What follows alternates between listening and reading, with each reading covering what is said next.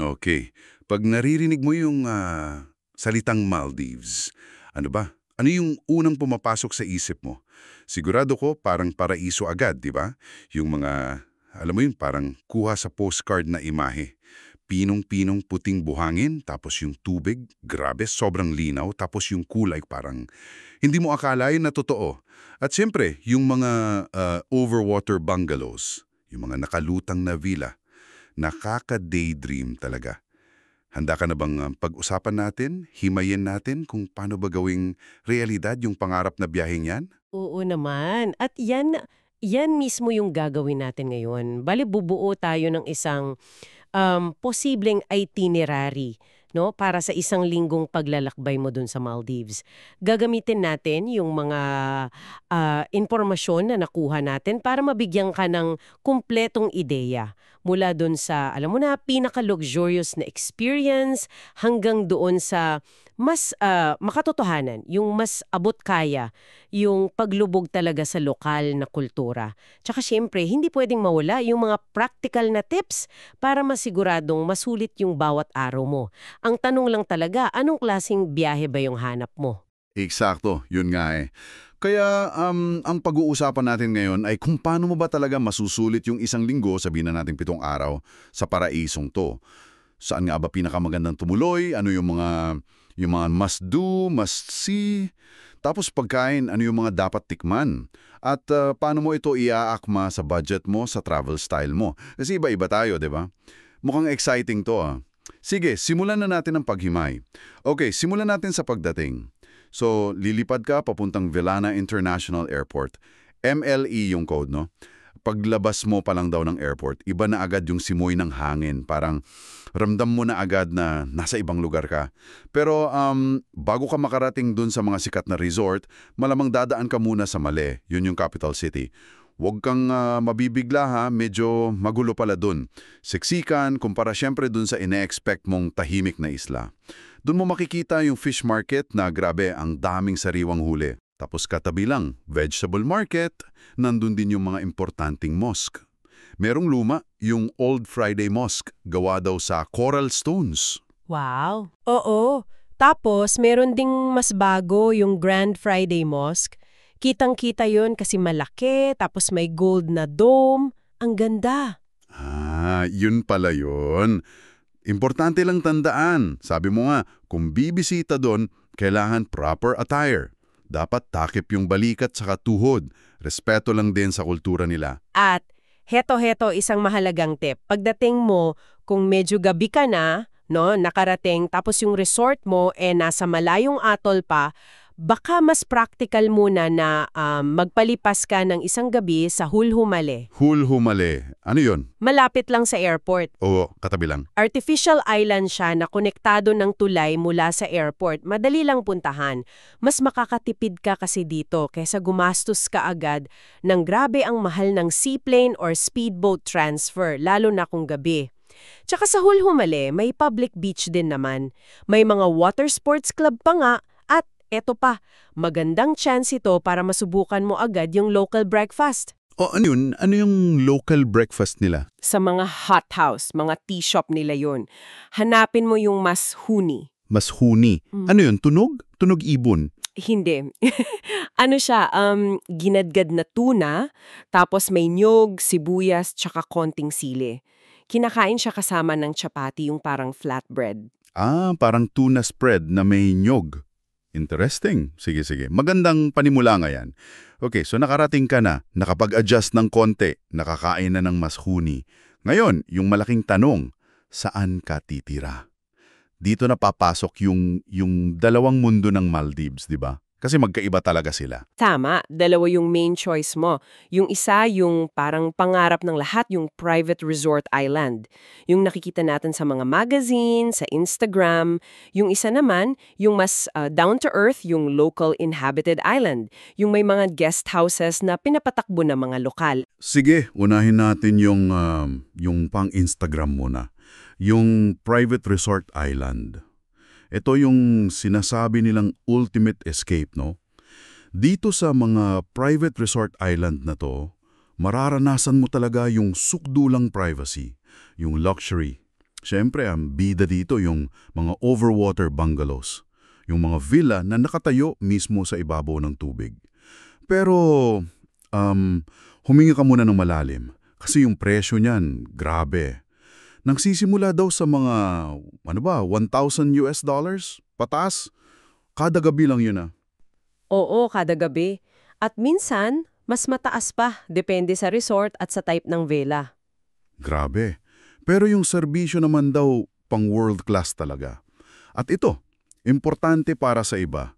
Dito, may alak. Available ang alcohol. Oo, malaking bagay yan para sa ibang turista. Kasi sa local islands, generally bawal talaga. May mga example ka ba ng sikat na resorts dito?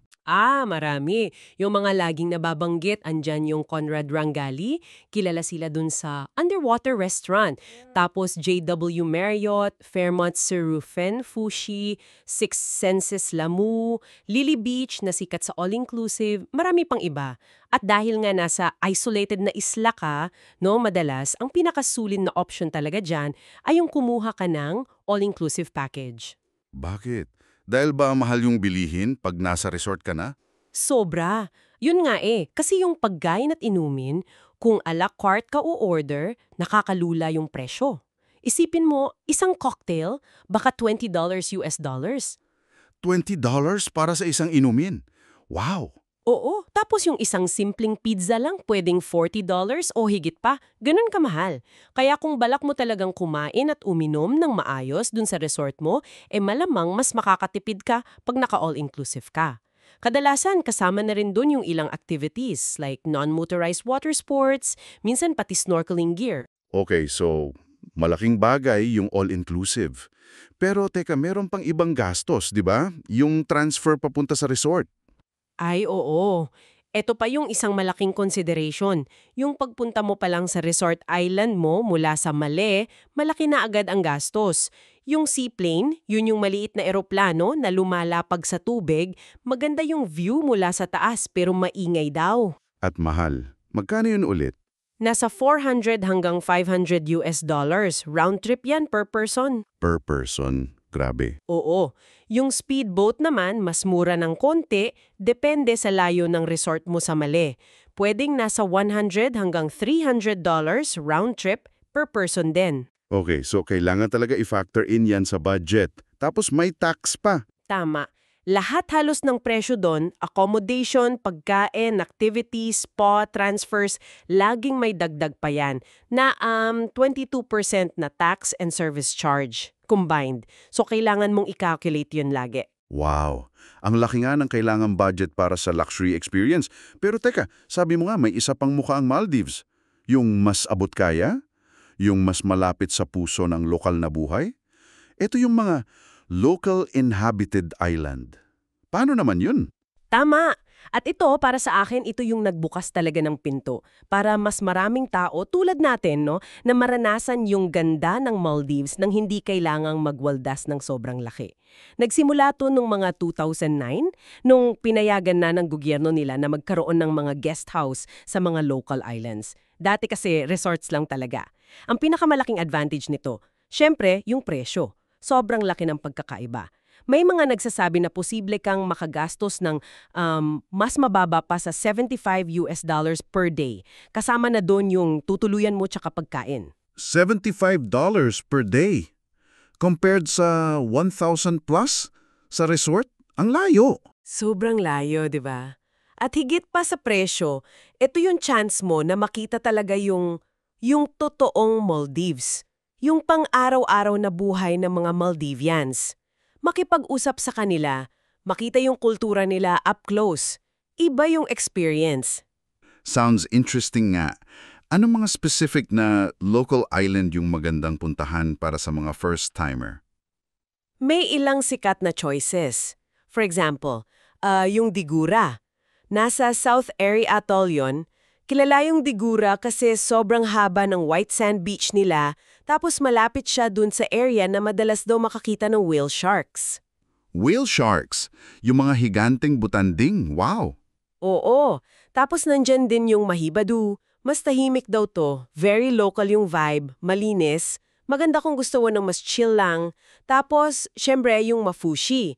Ito siguro yung pinakasikat at pinaka-developed na local island for tourists. Narinig ko na nga yung Mafushi. Parang jump-off point daw siya sa mga tours. Base siya. Pero, may pero din. Dahil sa kasikatan niya, medyo crowded na raw minsan. Sabi ng iba, medyo nawawala na yung dating local charm dahil ang dami ng buildings at turista. Okay. So may pros and cons din pala. Balik tayo dun sa kultura. Ano pa yung importanteng malaman pag nasa local island ka? Yung pananamit, nabanggit na natin. Oo, yung pananamit, sobrang importante yon. Ulitin natin, Muslim country ang Maldives, so conservative sila, lalo na sa mga local islands. Kaya, meron silang tinatawag na Bikini Beach. Ito lang yung designated area kung saan ka pwedeng mag-swimsuit na revealing. So pag nasa labas ka na ng beach na yun, kailangan balot na ulit. Hindi naman kailangang balot na balot, pero mas mahinhin lang. Yung natatakpan ng balikat at tuhod, okay na yun. Pag naglalakad ka sa village, pag pupunta ka sa tindahan, ganun. Tapos, yung option sa pagkain mas limitado kumpara sa resorts. Kadalasan, sa guest house ka na rin kakain. Okay lang ba yung pagkain sa guest houses? Oo naman, masarap daw yung mga lutong bahay nila. Siyempre, isda ang bida, lalo na tuna. Ginagawa nilang curry, iniihaw. Simpleng luto, pero masarap kasi fresh. Tapos may roti or flatbread sila. At ulitin ko lang, walang alak at walang baboy sa local islands. Bawal talaga. Okay, noted yan. Paano naman yung transportasyon papunta sa mga local island na yan mula Mali? May dalawang main options ka dyan. Yung pinakamura ay yung public ferry. Mga $2 to $5 US dollars lang per way. Sobrang mura. $2 to $5 lang. Ang mura nga. Oo, pero bagal siya. Ilang oras ang biyahe, depende sa layo. Tapos, yung schedule, hindi laging reliable. Minsan, once a day lang ang biyahe. At walang biyahe tuwing Biyernes kasi weekend nila yon. Okay. So hindi pwede kung nagmamadali ka. Ano yung isa pang option? Yung shared speedboat. Mas mabilis to. Ang presyo nasa 25 to 75 US dollars per way, depende ulit sa layo ng isla. Ito yung mas common na ginagamit ng mga turista na nakabudget. Okay. Mas mahal pero mas mabilis at mas reliable siguro. Grabe, parang ang layo nga ng experience sa resort versus sa local island, no? Talagang magkaibang mundo. Pero kailangan ba talagang pumili ng isa lang? Hindi ba pwedeng both? Magandang tanong yan. At ang sagot, pwedeng-pwede. Hindi mo kailangang mamili ng isa lang. Pwede mong i-combine yung dalawang experience. Perfecto, lalo na kung isang linggo ka doon. Halimbawa, pwede kang magstay ng sabihin nating 3 o 4 na araw sa isang local island, let's say, Digura, para makapag whale shark watching ka at ma-experience yung local life. Tapos, para sa huling 3 araw mo, lumipat ka sa isang nearby resort para matry mo naman yung luxury, yung overwater bungalow, yung cocktail sa sunset. Pwede pala yun. Hybrid experience, kumbaga. Smart. Pwede rin bang like day trip lang? Kung nakatira ka sa local island, pwede bang bumisita lang sa resort for a day? Pwede rin, lalo na kung nasa Mafushi ka. Kasi malapit siya sa maraming resorts. Maraming nag-o-offer doon ng resort day pass. Magbabayad ka ng entrance fee, usually mga $100 US dollars pataas. Tapos, pwede mo nang gamitin yung beach nila, yung pool, minsan kasama na yung lunch at ilang inumin. Oh, okay. Parang patikim lang ng resort life. Magkano ulit? Mga $100 plus? Oo, mga ganon. Isang example yung Adaran Prestige Vadu. Madalas puntahan for day trips from Mafushi. Magandang option to kung gusto mong maranasan yung resort amenities pero di mo kaya yung overnight rates. At ito pa, para sa mga mahilig mag-ipon ng points. Yung mga travel hacker. Oo, pwede mong gamitin yung hotel points mo dito. Halimbawa, kung marami kang Marriott Bonvoy points, pwede mong i-book yung mga resorts nila like JW Marriott or The Ritz-Carlton. Malaking tipid yun. Ang galing! Ang dami palang paraan para ma-experience ang Maldives. Okay, sige. So kahit saan ka man tumuloy, resort man, local island o combination, meron talagang mga bagay na hindi pwedeng palampasin pag nasa Maldives ka. Ano-ano ba tong mga highlights na to? Siguro unahin na natin yung pinaka-obvious, no? Yung mga beaches. Ay, yung beaches talaga, parang filter na sa totoong buhay, di ba? Yung buhangin daw, hindi lang basta puti. Hindi lang basta puti, sobrang pino. Parang pulbos, parang harina. Ganon ka-soft. Harina talaga, wow. Nakaka-excite naman napakan. Tapos yung tubig. Yung tubig, grabe. Kasing linaw ng, ewan ko, ng salamin. Kitang-kita mo yung anino ng bangka sa ilalim. Kitang-kita mo yung mga isda kahit nasa pampang ka pa lang. Tapos yung kulay, nagbabago mula sa light baby blue malapit sa shore, tapos nagiging turquoise, tapos deep blue sa malayo. Ang ganda. Sa private resorts, syempre buong beach sa'yo. Sa local islands, tandaan lang ulit yung Bikini Beach Rule. Oo. At isa pang hindi dapat palampasin, yung mga sandbank. Ano yung sandbank? Ito yung parang maliliit na isla na puro buhangin lang. Lumilitaw sila kapag low tide, tapos nawawala pag high tide. Perfect spot yun for pictures, yung parang ikaw lang mag-isa sa gitna ng dagat. Sobrang Instagrammable. At kung maganda na sa ibabaw, no, mas lalo pang amazing yung nasa ilalim ng tubig. Ito talaga para sa akin, ito yung pinaka-highlight ng Maldives, yung marine life. Okay. Ano yung mga ways para ma-enjoy yan? Unang-una, yung pinakamadali, snorkeling. Kahit hindi ka diver, kahit hindi ka super swimmer, basta may life vest ka tsaka snorkel gear, solve na. Maraming resorts may house reef. Ito yung coral reef na malapit lang sa beach or sa villa mo. Pwede kang lumangoy doon anytime. Hindi na kailangan sumakay ng bangka. Hindi. Kung maganda yung house reef nyo. Pero, syempre, mas maganda pa rin sumama sa mga organized snorkeling excursions, dadaling ka nila sa mga best spots talaga. Nakakatuwa ring malaman na may mga resort, like nabanggit ko kanina yung Look South Ari Atoll, nang may coral propagation programs. Tinutulungan nilang dumami ulit yung corals. Pwede ka pa ngang magtanim ng sarili mong coral eh. Wow, nice! Magkano mag-rent ng gear? Mga 10 to 13 US dollars per day siguro. Pero mas okay kung may sarili kang dala, no? Para sure na fit sa'yo. Okay, snorkeling. Ano ba? Diving, siyempre. Oo, diving. Kung certified diver ka, paraiso talaga ang Maldives. World-class diving destination siya. Yung South Ari Atoll ulit, lalo na sa may Digora at Mahibado, yun yung hotspot para sa whale sharks at manta rays. Lalo na daw between May and November. Grabe, whale sharks at mantas. Pangarap yan ng maraming divers. Tapos sa Rasdu Atoll naman, merong sikat na manta cleaning station. Doon naglilipon yung mga manta para magpalinis sa mga maliliit na isda. Kahit malapit sa Maafushi, may magagandang dive sites din, like yung Kudagiri Wreck. Tapos, para sa ibang experience, pwede kang mag-try ng night diving or night snorkeling. Iba yung mga lumalabas na creatures sa gabi. Mukhang exciting yun ha. Magkano naman ang per dive? Usually, nasa 70 to 100 US dollars per dive, kasama na yung equipment rental at boat trip. Kung hindi ka pa certified, pwede kang kumuha ng introductory dive or PADI courses dun. Okay. Bukod sa snorkeling at diving, may wildlife spotting pa. Oo, kahit di ka mabasa, pwede ka pa ring makita ng wildlife. Yung mga boat tour, madalas may kasamang dolphin watching yan. Sobrang playful ng mga dolphins dun. Tapos makakakita ka rin ng mga pawikan sea turtles na lumalangoy lang. Sa mababaw na tubig malapit sa shore, madalas may mga baby reef sharks. Huwag kang matakot, hindi sila nananakit. Baby sharks? Cute. Oo.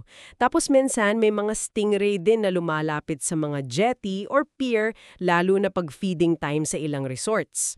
Wow, ang yaman talaga ng ilalim ng dagat nila.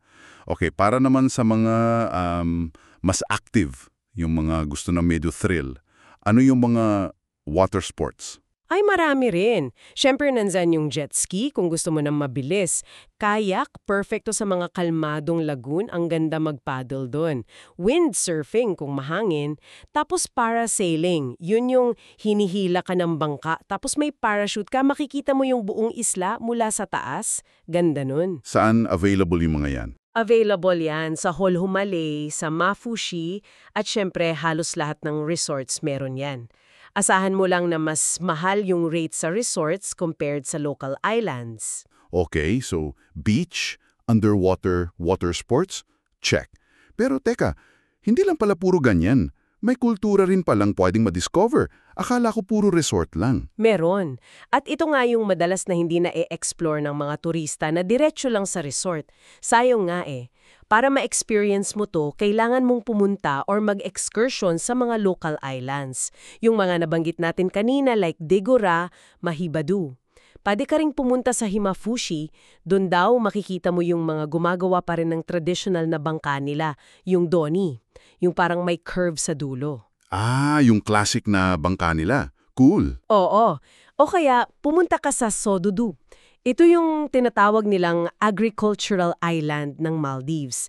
Dito maraming tanim ng pakwan, papaya, sile, pati yung fufu fruit daw. As yung beat ng drums, very tribal yung feel.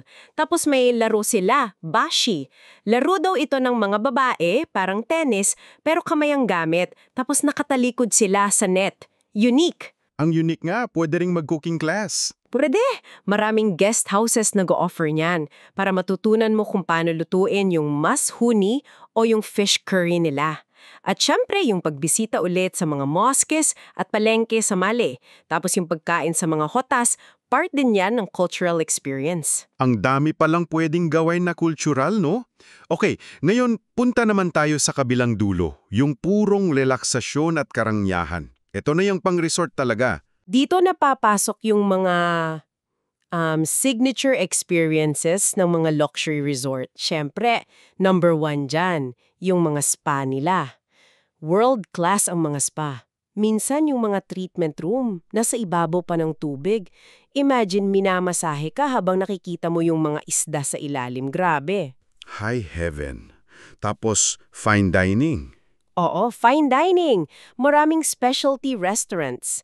Tapos may mga unique experiences pa like yung Ethala Undersea Restaurant sa Conrad Rangali. Kumakain ka literally under the sea. Napapalibutan ka ng marine life. Yun. Yan yung nakikita ko sa pictures. Magkano kaya kumain doon? Mahal sigurado. Pwede ka ring magpa-set up ng private dinner sa beach. Romantic yun. Lalo na kung honeymooners kayo sa ilalim ng mga bituin. O kaya mag-sunset cruise sakay ng doni habang umiinom ng champagne. Classic Maldivian experience din yan. At yung floating breakfast? Ay, oo. Yung sikat na sikat sa Instagram. Yung may malaking tray na lumulutang sa private pool ng villa mo. Puno ng pagkain. Signature Maldivian indulgence yan. Naku, tama na. Nagugutom na ako dito. Pag-usapan na natin yung pagkain, please lang. Ano ba yung mga dapat talagang tikman? Unahin natin yung local na pagkain. Yung authentic Maldivian taste. Nabanggit na natin yung mas huni sa almusal. Ano pa? Subukan mo yung hidikaa. Ito yung parang collection ng mga savory snacks o short eats nila. Parang maliliit na empanada, fish balls, cutlets, rolls. Madalas palaman yan, isda, lalo na tuna. Perfect pang merienda. Ah, parang mga kakanin pero savory. Okay. Tapos curry. Oo, yung fish curry nila. Medyo mild lang usually, hindi kasing anghang ng ibang South Asian curries. Creamy dahil sa gata. Masarap isawsaw yung roti nila. Roti, yung parang flatbread. Oo, parang ganun. Tapos syempre, inihaw na tuna. Dahil sobrang fresh ng isda nila, kahit simpleng ihaw lang, ang sarap na. Tapos kung mapunta ka sa palengke, ano yung mga pwedeng bilhin o tikman? Pwede kang bumili ng tuna chips, parang chicharon pero gawa sa tuna. May dried mango, sea almonds, lasang mani daw, tapos mga gawa sa nyog like coconut sticks. Sa mga guest houses naman, asahan mo yung mga simple pero masasarap na lutong bahay. At huwag kalimutang uminom ng maraming preskong duko juice. Sobrang refreshing doon. Ngayon, pagdating naman sa resort dining, ibang level naman yon. Mas international yung choices. Kadalasan, may malalaking buffet sila for breakfast, lunch, and dinner. Grabe yung spread, mula Japanese sushi and sashimi hanggang Italian pasta na lulutuin sa harap mo, Indian curries, grilling stations, at syempre, ang daming dessert. Buffet heaven. May mga specialty restaurants din. Meron. Halos lahat ng malalaking resort may specialty dining options.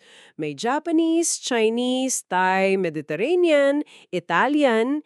Minsan may fine dining na French or even organic farm-to-table restaurant. Depende sa resort. At dito na nga, may alak ulit. Oo, dito malaya kang umorder ng wine, beer, cocktails. Marami rin silang signature cocktails. At pati mocktails masasarap din. May nabasa akong sikat daw yung Banana Mia mocktail.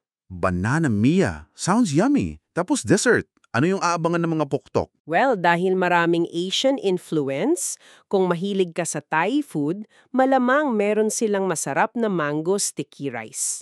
Classic yun eh. Grabe, ang dami na nating na-cover, no? Mula pagdating, pagpili ng tirahan, activities, hanggang pagkain. Baka medyo na-overwhelmed na yung iba. So, para hindi ka malito, siguro isummarize natin yung ilang pinaka-importanting paalala, lalo na kung first time mong pupunta sa Maldives. Ito yung mga dapat mong tandaan talaga sa pagpaplano. Ready ka na? Sige. Importanteng summary to. Go ahead. Okay. Una, pinakamagandang panahon para pumunta. Yung high season, yun din yung dry season, ay Nobyembre hanggang April. Ito yung pinakamagandang panahon, maaraw, kalmado ang dagat. Pero ito rin yung peak season, so mas mahal at mas maraming tao. Yung low season naman o tag-ulan ay Mayo hanggang Oktubre. Mas mura dito, mas konti tao, pero may chance ng pagulan, though madalas mabilis lang daw yung ulan tapos aaraw na ulit. Yung Mayo at Oktubre, tinatawag na shoulder months. Pwedeng good compromise to, medyo mas mura kesa high season, tapos hindi pa kasagsagan ng ulan. Paalala lang, kung pupunta ka sa local island, i-check mo kung natapat sa Ramadan, kasi baka may mga adjustment sa oras ng kainan or tindahan. Okay, noted. Next. Tagal ng biyahe. Para masulit mo, ang ideal siguro ay mga 7 hanggang 10 hours. Pero kung 5 hours lang ang kaya, okay na rin yon. Pili ka lang ng isang base. Yung 7 days, parang sakto lang para makapag-relax at makapag-explore ng konti. Visa. Kailangan ba ng visa? Visa. Magandang balita. Para sa ating mga Pilipino at maraming ibang nationalities, visa on arrival ang Maldives at libre pa. Pagdating mo sa airport, bibigyan ka ng 30-day visa. Kailangan mo lang siguraduhin na yung passport mo ay valid pa for at least 6 months, may dala kang confirmed return ticket, at may proof ka ng hotel or guest house booking mo. Madali lang. Okay, very convenient. Pera naman. Ano ang dapat dalhin? Pera. Ang pinaka-useful na currency doon ay US dollars, USD. Tinatanggap ito halos kahit saan, lalo na sa resorts, at minsan mas maganda pa yung rate pag USD ang gamit mo. Magdala ka rin ng konting Maldivian rufiya, yung local currency nila, para sa maliliit na bilihin sa local islands like sa mga tindahan or sa ferry. Importanteng malaman, mahal ang ATM withdrawal fees doon. Mga $6.50 pataas per transaction daw. Kaya mas okay magdala ka na ng sapat na cash, USD, or kung magwi-withdraw ka, isang malaking halaga na lang. Credit cards, tinatanggap naman sa mga resorts at sa ilang mas malalaking guest houses at shops, pero laging may dalang cash for backup. At laging tandaan, yung plus 22% tax at service charge sa mga presyo sa resort. Isama mo yan sa budget mo. Ang laki ng tax talaga, no? Okay, transportahan, papunta at paikot. Transportation. International flight papuntang Malé, MLE Airport. Yan ang entry point mo. Ngayon, yung pinaka-critical at madalas pinakamagastos na part ay yung transfer mula Malé papunta dun sa island resort or local island mo. Dito ka mamimili. Speedboat. Mas mura, okay, para sa mga islang medyo malapit lang sa Malé. Seaplane. Mahal pero mabilis at sobrang ganda ng view. Para ito sa mga resort na nasa malalayong atolls, experience na rin siya in itself. Domestic flight plus speedboat. Minsan, ito yung option para sa pinakamalalayong atolls. Lilipad ka sa isang local airport tapos speedboat papunta sa resort. Pwedeng mas mura ng konti sa seaplane. Public ferry. Pinakamura pero para lang sa mga local islands, mabagal at hindi reliable ang schedule. Ang pinakaimportante dito, i-arrange at i-book mo ang transfers mo in advance kasama ng hotel or guest house mo. Sila mag-aayos niyan para sa'yo. Huwag kang pupunta doon na walang nakabook na transfer. Pagdating naman sa Male at Hulhumale, may mga taxi. Fixed rate daw sila. Okay, malinaw yan. Connectivity, internet. Connectivity. Sa Male at sa mga popular na local islands like Mafushi, okay naman daw ang internet at mobile signal. Pwedeng bumili ng local SIM card sa airport pagdating mo. Pero sa mga resorts, lalo na yung mga mas liblib, minsan medyo mabagal or limited ang Wi-Fi or may bayad pa. So manage your expectations pagdating sa internet. Kultura, na-touch na natin. Pero ano pa yung key reminders? Kultura. Ulit-ulitin natin. Muslim country. So magsuot ng mahining, conservative, kapag nasa labas ka ng resort or ng bikini beach sa local islands. Takpan ang balikat at tuhod. Respetuhin ang oras ng pagdarasal. Baka may marinig kang call to prayer. Normal lang yon. Ang weekend nila ay Biyernes at Sabado. Kaya walang public ferry sa Biyernes, walang alak at baboy sa local islands. Strictly enforced ito. Gamitin lang ang designated bikini beaches para sa swimwear sa local islands. Kaligtasan. Safe ba dun? Kaligtasan. Generally, itinuturing na napakaligtas ng Maldives para sa mga turista. Mababa ang crime rate, lalo na sa mga resort islands na medyo isolated. Siyempre, basic precautions pa rin. Huwag iwanan ng gamit kung saan-saan, pero overall, safe siya. Last na, ano yung mga dapat ipack? Dadalhin, packing list essentials. Siyempre, magaan na damit, pang-tropical, cotton, linen, mga shorts, t-shirts, sundresses, swimwear, marami. Kasi halos araw-araw kang nasa tubig. Resort wear, kung pupunta ka sa resort, baka may dress code sila sa gabi, sa ibang restaurants. Flip-flops or sandals, hindi mo kailangan ng sapatos masyado unless pupunta ka sa Male. Napaka-importante, reef-safe sunscreen. Please lang, wag yung regular sunscreen na nakakasira ng corals. Mahalaga to. Oo nga, para maprotektahan yung magagandang corals nila.